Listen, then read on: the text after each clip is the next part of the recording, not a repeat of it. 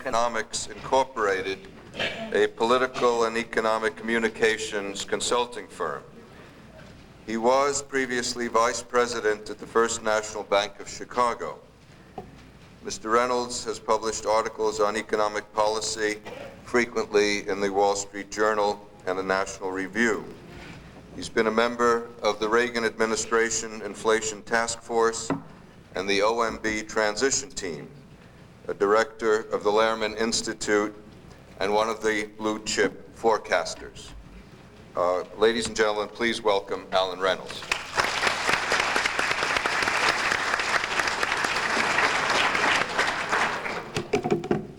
Like many people my age, I have twice disappeared from the middle class.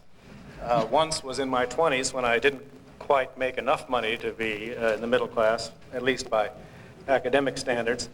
And then my wife went back to work, and as we know, that's a lucrative proposition according to these statistics. And so now I make a little too much money. You know, in both, as a matter of fact, I live rather near Ridgewood, New Jersey, but I hate to tell you how close. And in neither of these periods of my life did I realize what a horrible contribution I was making to this great social problem of the declining middle class. Now, the previous three symposium members have all published various statistics purporting to show that somebody else's income is wrong in some sense. But in fact, despite the similarities, I sense or detect irreconcilable differences. Professor Bluestone has for some time been concerned that most of the new jobs created since 1979 have not paid high enough wages and salaries. Manufacturing is allegedly in decline, and that leaves only those mediocre service jobs on Wall Street and Madison Avenue. There is, in this scenario, there is really a shortage of affluence. And then Professor Levy has been mainly concerned that the current young people won't do as well as their parents did, that while their parents had big pay increases from age 30 to 40, now the 30-year-olds make more than the 40-year-olds. I'm quite sympathetic with that one. Being someone who's barely able to handle a computer and watching these young guys is pretty awesome.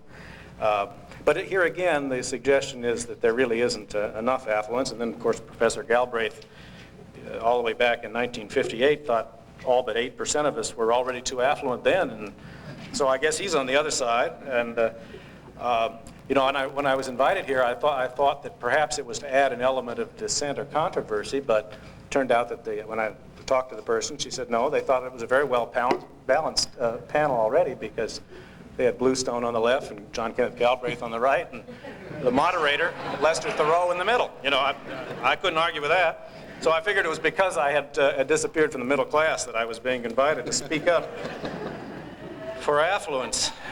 Professor Thurow, in the middle, of course, agrees with Bluestone, cites the statistics in the Scientific American, and yet he somehow argues that the rich are getting richer. That is to say, there are not enough high-paying jobs, and too many people get high pay. Now, I used to be interested in this subject, and I've been there at a disadvantage because I haven't written anything about it lately, for which they should be grateful. But I'm thinking about it. The last time I looked at it, what I discovered after really digging into the details of the issue, what we know about income, is that people with advanced degrees from Harvard earn more than high school dropouts. That supervisors and managers have higher salaries than trainees and summer interns. That people who've spent a long time on the job have probably had more raises than people who have not spent a long time on the job. That families with 3 family members working probably have a higher family or household income than families in which they don't have any member working, and so on and so on. And I'm telling you, this is what the numbers tend to show me. A Federal Reserve study last March found that 54% of the family heads earning over $150,000 had graduate school education, compared with 10% for the population as a whole. Only 1% of the high-income families were headed by somebody younger than age 35, not too surprising, compared to 31% are under 35 for all families. 31% of all family heads, as a matter of fact, in the year of this survey, didn't work at all, whereas among this affluent group, 56% had 2 spouses working. So I conclude from this kind of evidence that educated older families with 2 earners are likely to earn more than uneducated younger families with one worker or less. Now, if all this seems shocking and unfair, I can think of two solutions to the meritocracy problem. One is you shut down the Harvard Law School, the Harvard MBA program, or, perhaps to be more fair about it, you give a Harvard MBA to everyone. I'd certainly like to have one. Now, we heard Professor Levy's first chart shows the share of total income that went to the top 20% of the population was something like 43% in '84. One problem with that doesn't account for taxes. In Sweden, the top 20% get 41.7%, as I recall, of the income before taxes. After taxes, they're in real deep trouble. But the manic supply-siders over there are cutting Sweden's tax rates from 87 to 60% at the top, so maybe they'll do all right. The other manic supply-siders are in New York City and New York State, but we'll leave that aside.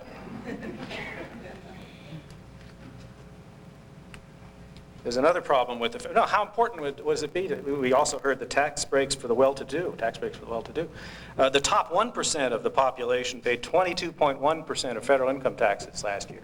In '85, excuse me, latest number we have. 22.1%. That's up from 18% in 1981. We cut the top tax rate. The share paid by the top 1% went up by about 4 percentage points. Same thing happened in England when they did that. Soaking the rich? Yes, sure. Cut their rates. They pay more. They quit hiding it. They quit devoting one day a week to hiding their income. There may be more of them out there than we think. Don't look in New Jersey for them, please, IRS.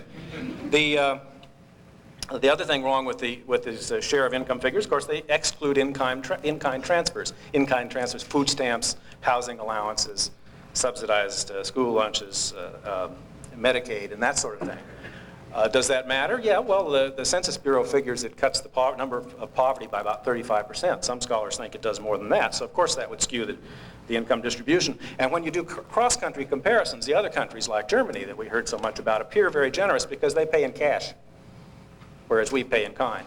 And much of the distinction is simply due to that statistical illusion. In any case, why should we be surprised, or why should we be upset that, say, 1/5 of the U.S. or Swedish population receives 2/5 of the income? I don't think it's too surprising to believe that 1/5 of the population might produce 2/5 of goods and services in the economy. Some people are, after all, more productive, work harder, and are more skilled than others. The top 20% breaks out at about $30,000 and up, and I guess that doesn't sound terribly affluent to me. I suppose you could do a comfortable living if you lived in a small town in Iowa or Texas, but not too well if you live in New York City or Boston and are sending 2 kids to college. So that, again, when one looks at income, you want to look at it inclusive of in-kind transfers, and you want to pull out taxes, and then you want to get some feeling for the regional cost of living. When you do that, I think many of these problems disappear. There are some statistics that can illuminate these issues, but there's so many more that can mislead. And it's such an easy thing to muddy the issue that if you want to do it, I'll tell you how. The main questions are what to include in income or wealth, how to adjust for inflation, whether to look at the income of a person, household, or family. We've heard some of that already. Most important, what time periods to compare. Notice that all of the studies you've heard from today and always pretend that something horrible is happening since 1969, 1973, that's a favorite, or 1979, another favorite. All of those 3 years, 69, 73, and 79, were inflationary blow-offs that were immediately followed by a huge decline in both real incomes and employment. The choice of the year 1973 is particularly devious and particularly favorite, because 1973 was a year in which we had price controls, and price controls were managing to hold down measured rates of inflation, which eventually blew off, of course. And that understatement of inflation, which the unions and others were quite well aware of, overstated real incomes. And so they use that as a base year. If they use any other year, it wouldn't be any real problem to show you some of the years in between, 72, 74, 75. Why don't they do that? The answer will become apparent. Many comparisons likewise end with 1983 or 84. To some time this is unavoidable. The data simply aren't here yet. But nonetheless, 83 and 84, we were barely beginning to emerge from a recession. This is 1987, for heaven's sakes. Some things have happened, some numbers are available. U.S. unemployment rate was quite high in 83 and 84. One of the figures in Professor Thurow's paper even compares the 1969 with 1982. Well, 1969 was the 9th year of a boom, followed by recession, whereas 1982 was the trough of a 3-year recession. That's not a reasonable comparison. I think that the most fashionable of these new studies on income distribution have simply discovered that the economy was in bad shape in 1980 to 82, and you don't need a government grant to figure that one out. Now, measuring incomes of households is very misleading, as somebody brought up, because prosperity allows more young people and retired people to set up their own homes. If things got really tough, my mother would move in with me, and my older children, after they got out of school, would do the same. I'm hoping otherwise, but if they did that, of course, the number of households would be smaller and average household income would be higher. My mother's pension would be included in the household. So that the worst things are, that's the trouble with the household thing. You can't simply make an equation between households and families. But family income isn't a whole lot better because it mixes intact families who are doing okay with the growing problem of unwed and abandoned mothers who indeed are not doing okay, and here there is not too much disagreement. There's another possibility to be total income per worker, and that involves fouling up full-time and part-time workers, as Bluestone pointed out. Most of the part-time workers are students, and so whenever you have a situation where teenage unemployment drops, you have, of course, more part-time people coming into the job market, and that dilutes the average wage. So if you want to raise the average wage, you fire all the teenagers. It's real simple. The average wage rate, in addition to including part-time work, also excludes benefits in most salaries. And a number of people are, with some success, pushing for profit-sharing plans. Those figures will not be included in the average wage series. A number of industries, I think, of retailing have long been quite clever about converting what used to be hourly wage positions into salaried positions, largely to get around the wage and hours legislation. You can work them overtime and not pay them for it. But nonetheless, that doesn't show up either, because at this point it becomes salaried. So if you would simply not have any promotions and don't pay any benefits, then you can change those figures. But wage rates really are a very poor measure of income. Now, there is one measure that comes fairly close, and that would be compensation per hour. Compensation per hour includes at least benefits and some salaries. But the trouble with that series is that it's been rising, it fell rather badly in 78, 79, and it's been rising ever since. And so naturally, nobody mentions compensation per hour. And even that measure, again, excludes taxes. And income and payroll taxes fell on the average family from 17.2% of family income in 81 to 16.4% in 1985. So that by excluding taxes, it's much easier to claim that tax cuts don't help. A final problem with any real income figure is the choice of a price index to convert nominal to real income. The CPI used to include mortgage interest rates until recently, and they never fixed the old numbers. And so as a result, the very high mortgage interest rates we had in 80-81 tended to exaggerate the measured inflation rate and underestimate real wages, except for those who were taking out new mortgages. Now, they fixed that, but in the recent data, the problem is that the substantial decline in mortgage interest rates, which to 9 or 10%, no longer has the benefit that the high mortgage interest rate used to be a detriment to the wage series. So you don't get the improvement off that base that you otherwise would have had. Any household, and I'm included in there, who's refinanced an old 14% mortgage certainly feels wealthier, but it won't show up in the data. I wasn't going to say anything about women, but so many people have. I guess it's safer than saying something about older folks, which they've also done. On average, women still earn less than men, but this is much less true among the younger, better educated women. Average earnings of women 20 to 24 are about 86% of the male earnings, and that gap is closing very rapidly.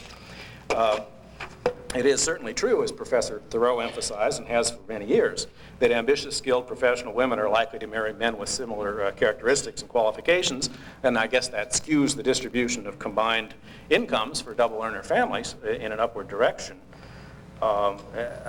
This one sort of leads me to the so what conclusion that he was asking for. Short of banning women's liberation, which I guess George Gilder might have done, but I'm not George Gilder.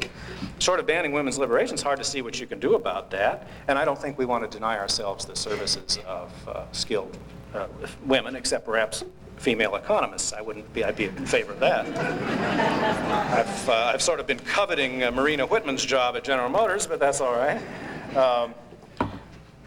Barry Bluestone was terribly concerned that 2/3 of the new jobs went to women. Tough beans. I mean, it's true that female competition has eroded some privileged positions in law and medicine and economics, and probably some men have lost ground as they've lost to young people who have picked up computer skills faster. Well, that's the way the world works, and that's too bad. Now, statistics on the distribution of wealth are really worse than the income statistics. What we know about wealth is similar to what we know about income, only it's even funnier. Or more obvious, I should say. We know that young people accumulate debts, and middle-aged people accumulate houses and cars, and older people have the assets they accumulated in their post-45 years, and they've gotten rid of most of the mortgages and auto loans. And so that wealth is very much a life cycle matter. But because economists like to engage in what I call single-entry bookkeeping, that is to say, they add up the liabilities and ignore the assets, you can come up with some really horrible figures this way. I mean, all those home equity loans look really bad if you ignore home equity, you know. And auto loans look downright ridiculous if we leave out autos. But in fact, the figures usually do that. And by leaving out housing and autos and furniture and that sort of thing, the main wealth that families my age have spent so much time accumulating, the distribution of wealth can obviously be made to look a lot more unequal than it really is. You just leave out most of the wealth, and the wealth looks like it's all skewed at the top. I remember seeing in one figure that somebody said all the municipal bonds are held by rich people. Who else would held the crazy things, you know? Tax exemption is it. A Federal Reserve study last March included housing, but just housing. It said that families in the top 10% of the income distribution, that's over $50,000 a year, hold 34% of the total assets. I guess you could get upset about that. But what was more interesting is that within that high 10%, the age distribution was quite dramatic. The median figures, age 35 to 44, median net worth was $122,000. For families over 65, median net worth was $866,000. And the average or mean net worth for older families was well over $2.5 million. So it's mostly a matter of age. In the past 4 years, well, what's happened? Real GNP's grown by 4% a year. I'm compounding, that helps a little. Industrial production has grown by 5.8% a year. That's quite a bit faster than Japan and Germany. Manufacturing is up more than 30% from the trough of the recession. It's up 20-something from the previous peak. Interest rates have been cut in half. The stock market has nearly tripled. Productivity gains in manufacturing have averaged 4% a year. That's quadruple what they were in the previous 5 years. Yes, we haven't added many jobs in manufacturing. That's what happens when you expand productivity. Output goes up and jobs stay the same. 75% of the productivity figure, because 75% of the employment, is services, including government services. We don't know how to measure that, but I suspect we've done better there than people think. Back in 1981, Europe, Canada, and the United States all had about the same unemployment rate, about 7.5% to 8%. Since then, the unemployment rate in Canada has gone well above 9%. In Europe, it's gone well above 11%. In the U.S., it's gone down to 6.5%, which is still unacceptable, but it certainly doesn't assign that we're doing worse. These countries with obscene unemployment rates can't even manage to buy their own goods, much less to buy ours, and they've been slashing both public and private investments, and they've been sending their seed corn to the United States. This is indeed a problem, but it's not a problem of our making. And we are very humble about chastising ourselves for the recession the rest of the world is in, when they really chose to remain in permanent recession and sometimes bankruptcy, and that's deplorable. The fact that we've added 12 or 13 million jobs in the United States in the past 4 years is not so easily dismissed by telling the people who have those jobs that their jobs are really not as good as the jobs they didn't have before. Of course, new jobs don't pay as well as old jobs. Most new jobs are absorbing new members or new entrants into the labor force. That's always been the case. The more you absorb, the more the new jobs look poor. New entrants in the labor force have no experience, not very productive. On Professor Bluestone's own figures, before he modified for part-time work, which I'm glad to see he did, the percentage of new jobs in the high-income category had risen from 14% in 1980 to 15.9 in 1985. That's why he starts with 79 and ends with 84. Few people in the middle class would really mind disappearing into a higher income, I don't think. And when they do that, we'll of course redefine the middle class, as we've had to redefine poverty over the years. When Galbraith first wrote his 1958 book, he defined poverty as a family income of $1,000, which would be like $3,800 today. And we've decided to multiply that by 3 or 4, and I think that's fine. We should raise our sights. That's what economic growth does. And we'll raise our sights for the middle class, too. There's one fairly good and fairly familiar figure to economists of how we're doing, and that's real after-tax income per capita. Now, I don't have a nice piece of plastic, so I can just tell you what this says. And what it says is basically that real disposable income per capita in real terms was flat as a pancake from the second quarter of 78 to the third quarter of 82. That's 5 years of just no progress at all. Since then, it's risen by 11.3%. That's an increase of almost $1,100 in 1982 for every man, woman, and child in the country. It requires great statistical imagination to convert such actual progress into the crisis du jour. This is an art of reverse alchemy for which PhDs should be granted. But I don't fault anybody, because economists supply whatever is demanded, and there's an election coming up. And there is a great political demand at all times to create problems for which higher taxes are the solution. Higher taxes are always the answer, and really only the questions sometimes change. Thank you very much.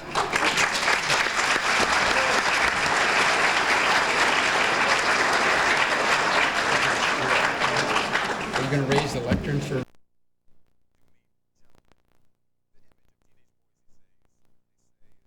break off negotiations or not come to an agreement that is fathomable for everybody is Max Newton, economic forecast.